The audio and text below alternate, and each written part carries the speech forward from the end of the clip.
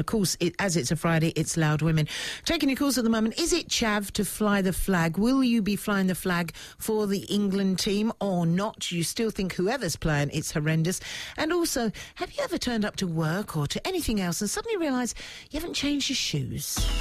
Across the county, broadcasting live from the birthplace of radio, this is BBC Essex.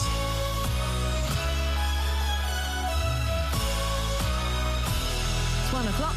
Here's the latest BBC Essex News with James Melley. David Cameron and the Home Secretary Theresa May have arrived at Workington Police Station in Cumbria to meet senior officers investigating Wednesday's shootings by Derek Bird. Police have confirmed they're looking into the gunman's finances and claims that he'd been investigated by Revenue and Customs. They've also released the names of 3 more of his victims. They include a couple who are in their 60s.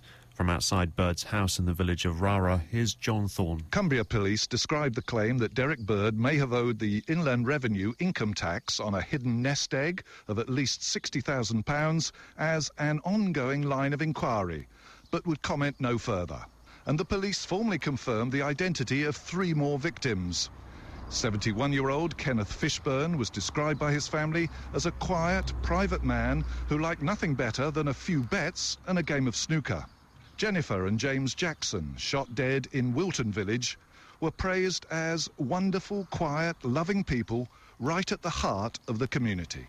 The son of Anne Oakes Odger was stabbed to death in Colchester. She's told BBC Essex it's an extremely difficult time for all those caught up in the West Cumbria shooting. Certainly from my point of view, and I am a bereaved mother of somebody that was murdered, so I'm aware of the terrible ripple that goes through the family and through the community. It's a very, very shocking situation for Cumbria to deal with. In other news, it's being claimed that Essex should be a safer place to live following the launch of a new crime-fighting scheme. Essex Police and the Kent Force are teaming up to form the Serious Crime Directorate. Robert Chambers from the Essex Police Authority says it will target serious and organised crime. Over the last 2 or 3 years, we have been concentrating on local policing, neighbourhood policing.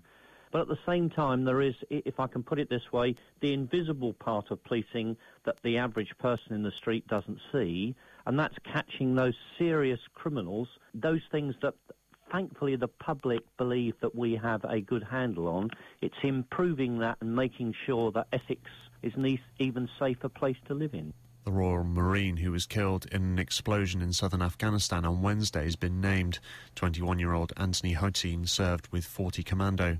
5 Marines have been killed in roadside explosions in the area in less than a month. Essex police say mystery still surrounds the death of a man in Grays. The body of Daniel Thomas, who was 59, was found in his flat last month. A post-mortem examination has found that he died from multiple stab wounds. Officers are now trying to work out if they were self-inflicted or as a result of a crime. BP says its latest attempt to stop the flow of oil into the Gulf of Mexico should work. A cap has been placed over the damaged well to try to contain the leak. BP says the aim is to capture 90% of the oil. President Obama is to visit Louisiana again today. He says he's furious with BP. 2 people have been questioned following a street robbery near Grays. It left an Essex teenager with a broken jaw. The assault happened in South Ockenden last week. 2 18-year-olds were arrested and have since been released on police bail. New car sales have gone up for the 11th month in a row. The total for May rose by 13.5% compared with last year. The Society of Motor Manufacturers and Traders say the figures were boosted by the scrappage scheme, which ended in March. The department store chain John Lewis says sales of TVs have risen dramatically as people gear up for the World Cup. It says it sold a set every 30 seconds last week. In BBC Essex Sport, Essex's bowlers have taken an early wicket on the first day of their county championship match with Hampshire.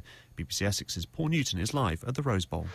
511 to 1. Those are the odds that my colleague Dick Davis assures me are the odds against anyone losing 9 tosses on the bounce. But Mark Patini has managed it. 511 to 1. It'll be 1,023 to 1 if he loses a 10th toss in 10 championship games for the next game. So that means that Essex are consigned to the field for the day, and and Hampshire choosing to bat are 68 for 1. The one fell early. Jimmy Adams in just the 4th over, caught by Foster in a fine spell from Maurice Chambers for 3. Chambers unlucky not to get the current incumbents out shortly after that. He's just back into the attack now. Lum is 21 not out. Carberry 36 not out. The big team news for Essex is that Danish Canaria is playing and indeed has already bowled 6 pretty decent overs. But at the moment, on what looks a very batsman-friendly track, are 68 for 1.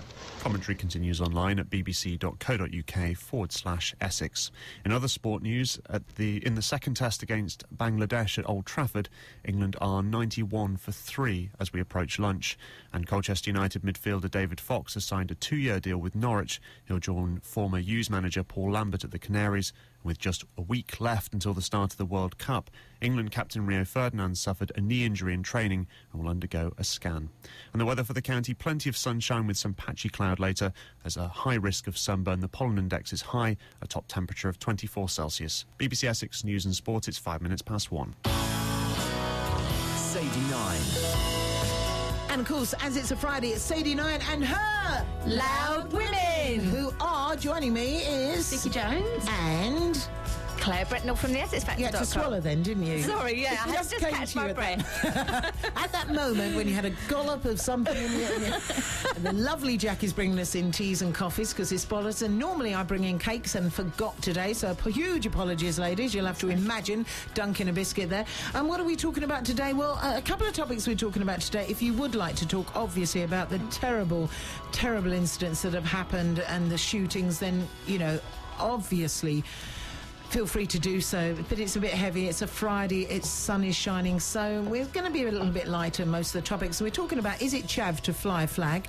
So far, nobody has said no, and yet we do know that it does offend some people, because one guy put his flag up and there was a little post-it note put on it saying, please take this down, I find it offensive.